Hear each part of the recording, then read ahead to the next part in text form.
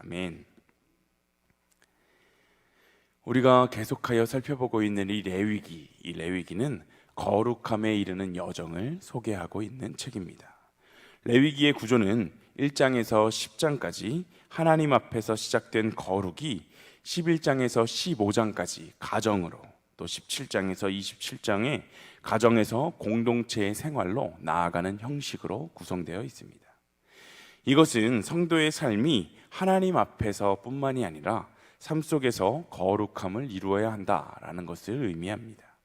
레위기의 거룩은 세상에서의 분리, 이 세상에서의 분리로부터 시작이 되지만 결국 세상 속에서 사랑을 실천함으로 완성이 되는 것입니다. 오늘 함께 읽은 레위기 14장은 진영 밖에서 병이 치료된 이 나병 환자의 복귀 절차, 이 복귀 절차를 다루고 있습니다. 격리되어서 이 살아가던 나병 환자가 그 병이 치유받았다고 해서 곧바로 진영으로 복귀해서 집으로 갈 수 있었던 것이 아니었습니다. 아무리 몸이 치유가 되었다 하더라도 여전히 죄의 문제가 해결되지 않았기 때문에 여러 단계로 구성된 매우 복잡하고 정교한 복귀 절차를 밟아야 했습니다. 이것은 크게 정결을 위한 예식과 또한 제사 절차로 나뉘었는데, 절차만 복잡했던 것이 아니라 준비해야 하는 물건과 또한 준비해야 하는 제물도 굉장히 많았습니다. 이렇게 율법은 부정한 것에 대해서 굉장히 엄격하게 다루고 있는데, 이러한 엄격함의 목적이 부정한 사람을 정죄하고 추방하는 데 있는 것이 아니라 우리는 이들을 더욱더 사랑으로 품고 제대로 공동체 안에 흡수하기 위해 있는 것임을 우리가 잘 기억해야 합니다. 당신이 지은 피조물인 우리를 너무나도 사랑하시는 하나님은 거룩함을 잃어버리게 된 그 백성이 회복하여 돌아오는 것, 이것을 너무나도 기뻐하시는 분인데, 그렇기 때문에 나병 환자가 정결하게 되어 돌아올 때에 이 규례, 이 규칙도 말씀해주고 계신 것입니다. 오늘 우리에게 주신 이 말씀을 통해서 영적인 깨달음을 얻고 하나님이 기뻐하시는 오늘 하루의 삶을 살아내시는 우리 모두가 되시길 소망합니다. 먼저 오늘 본문 4절의 말씀을 우리가 함께 읽어보겠습니다. 4절입니다. 제사장은 그 정결함을 받을 자를 위하여 명령하여 살아있는 정결한 새 2마리와 백향목과 홍색실과 우슬초를 가져오게 하고. 아멘. 1절에서 4절에 보면 환부가 나은 나병 환자는 반드시 하나님의 명령에 따라서 정결하게 되는 절차를 거쳐야만 했는데, 먼저 여기에는 2마리의 정결한 새가 필요했습니다. 제사장은 새 1마리를 물이 담긴 질그릇 안에서 잡고 다른 한 마리의 그 새는 질그릇 속에 담긴 그 핏물을 발라서 들에 놓아주었습니다. 그리고 그 핏물은 나병에서 정결함을 받을 자에게 7번 뿌렸습니다. 여기서 우리가 주목해 보아야 할 것은 한 마리의 새의 피는 십자가에서 흘리신 예수 그리스도의 보혈의 피를 상징하고, 또한 깨지기 쉬우며 보잘것없는 질그릇은 우리 인간들을 상징한다는 것입니다.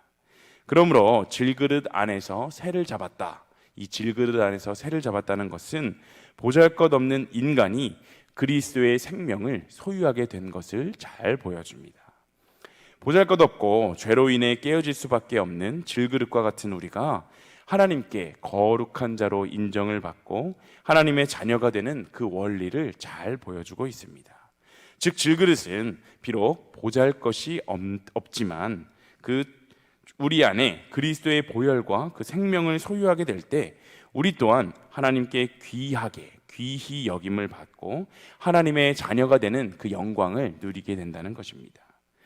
우리는 너무나도 쉽게 그냥 교회에 오는 모든 사람, 아니면 교회에 계신 모든 분들에게 성도님 이렇게 이야기를 합니다. 이 성도의 뜻은 말 그대로 거룩한 자라는 뜻입니다. 그런데 우리가 거룩한 자라고 칭해지는 것은 결코 우리가 남들보다 뛰어나거나 우리가 남들보다 정말로 거룩하기 때문이 아니라, 우리는 결국 우리 안에 예수 그리스도라는 그 놀라운 것을 담았기 때문에, 귀한 보물을 담았기 때문에 거룩한 자라고 불리게 된 것을 우리가 기억해야 합니다. 이렇게 볼 때 우리는 우리의 구원으로 인해 스스로 자랑할 것이 하나도 없으며 오직 우리가 자랑해야 할 것은 우리 속에 거하시며 지금도 살아 역사하시는 그리스도뿐임을 우리는 반드시 기억해야 합니다. 또 6절과 7절에 보면 회복된 나병 환자의 정결하게 되는 절차에 사용될 두 마리의 새 가운데 한 마리 새는 산채로 죽임을 당한 다른 한 마리의 새의 피에 적셔져 나병 환자에게 정결함을 받을 자에게 피를 뿌린 후 들에 놓였다라고 말하고 있습니다. 이것은 나병에 걸렸던 사람이 정결하게 되어서 자유함을 얻었음을 알리는 상징적인 행동이었는데, 이것을 우리가 영적으로 해석하면 죄인이 예수 그리스도의 피를 뿌림받을 때 죄에서 자유함을 얻게 된다라고 우리는 볼 수 있습니다.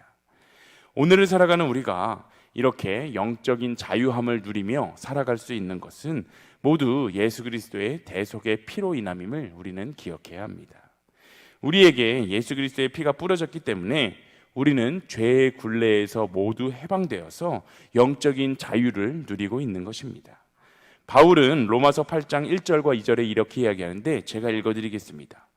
그러므로 이제 그리스도 예수 안에 있는 자에게 결코 정죄함이 없나니 이는 그리스도 예수 안에 있는 생명의 성령의 법이 죄와 사망의 법에서 너를 해방하였음이라.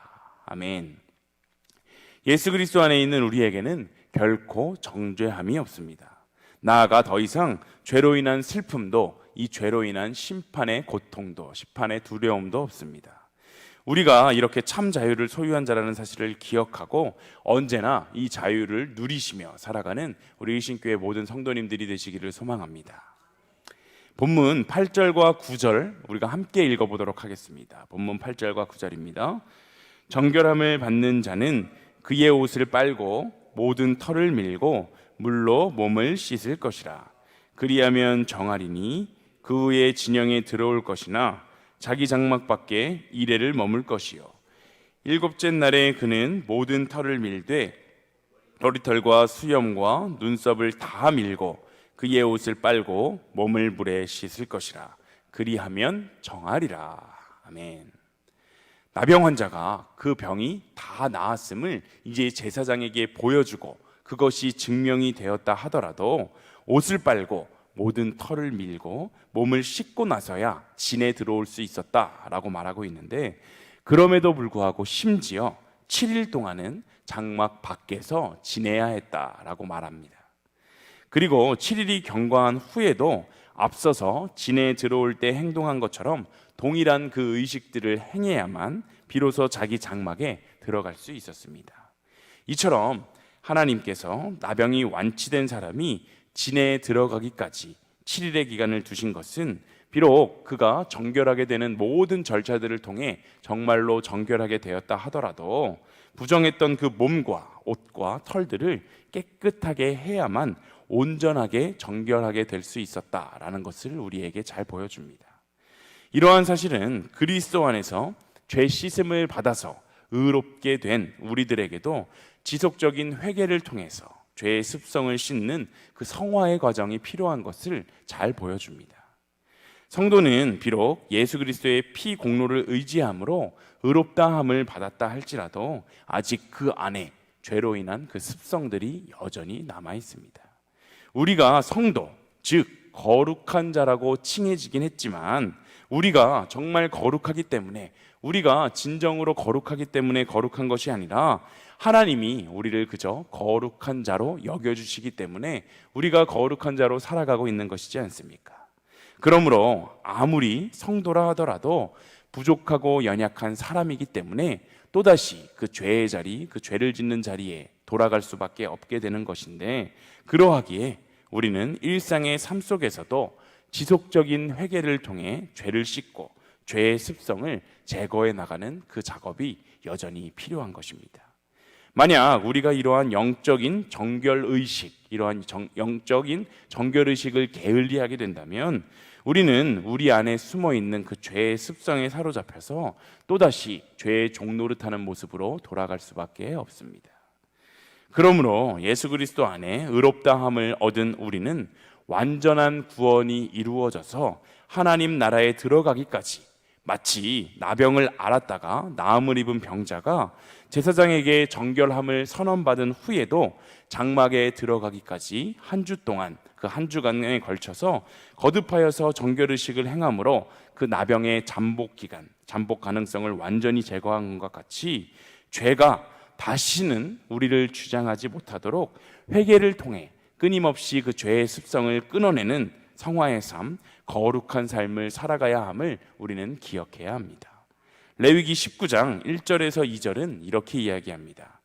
여호와께서 모세에게 말씀하여 이르시되 너는 이스라엘 자손의 온 회중에게 말하여 이르라. 너희는 거룩하라. 이는 나 여호와 너의 하나님이 거룩함이니라. 아멘.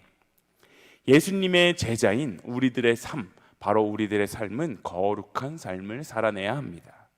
예수 그리스도의 보혈의 피로 이미 죄로부터 정결함을 받은 우리이지만, 진리이신 하나님의 말씀을 통해서 지속적으로 세상으로부터 자신을 구별하고 악에 물들지 않기 위해 끊임없이 나의 삶을 치는 그러한 삶을 우리는 살아내야 한다는 것입니다. 하나님의 말씀은 우리 모두를 거룩하게 하시기에 충분합니다. 우리가 그 복음의 말씀을 정확히 듣고 깨달아야 하는 것입니다. 그러기 위해서 우리는 늘 성경을 읽고 묵상하며 하나님의 말씀에 선포되는 그 자리에 참여하기를 즐겨해야 하는 것입니다. 또한 우리의 삶은 성경을 열심히 읽는 것, 또 주님의 말씀을 열심히 듣는 것에만 그치는 것이 아니라, 나아가서 그 성경이 나의 삶에 드러나게 되는 그러한 인생을 살 수 있어야 합니다. 하나님의 진리의 삶, 거룩한 삶은 또한 사랑을 실천하는 일입니다. 하나님은 이 세상 속에서 살아가는 우리를 너무나도 사랑하셔서 그의 아들을 이 땅에 보내주시지 않으셨습니까? 요한복음 3장 16절은 이렇게 이야기합니다. 하나님이 세상을 이처럼 사랑하사 독생자를 주셨으니 이는 그를 믿는 자마다 멸망하지 않고 영생을 얻게 하려 하심이라. 아멘. 하나님께서 사람을 창조하시고 또 구원하시고 영생의 길로 인도하시는 그 모든 것은 사랑입니다. 또한 하나님께서 사람을 다스리시는 수단도 바로 사랑과 은혜임을 기억하시기 바랍니다. 하나님은 사랑 그 자체이시기 때문입니다. 우리가 하나님께 받은 이 사랑을 정말 제대로 깨닫는다면 우리도 이 사랑 속에 살면서 하나님께 받은 이 사랑을 이 세상에 전하는 축복의 통로가 되어야 합니다. 오늘 레위기의 말씀도 비록 그 나병에서 자유롭게 된 그 사람에게 너무나도 많은 정결의식을 이야기하면서 뭔가 그 자를 속박하는 것처럼 보일 수도 있지만, 이것은 하나님께서 그 정결함을 통해서 돌아오는 자를 얼마나 사랑하시고 그를 정말 제대로 깨끗하게 해주시기 위한 그 사랑의 방법임을 기억하며 우리가 나아가야 합니다.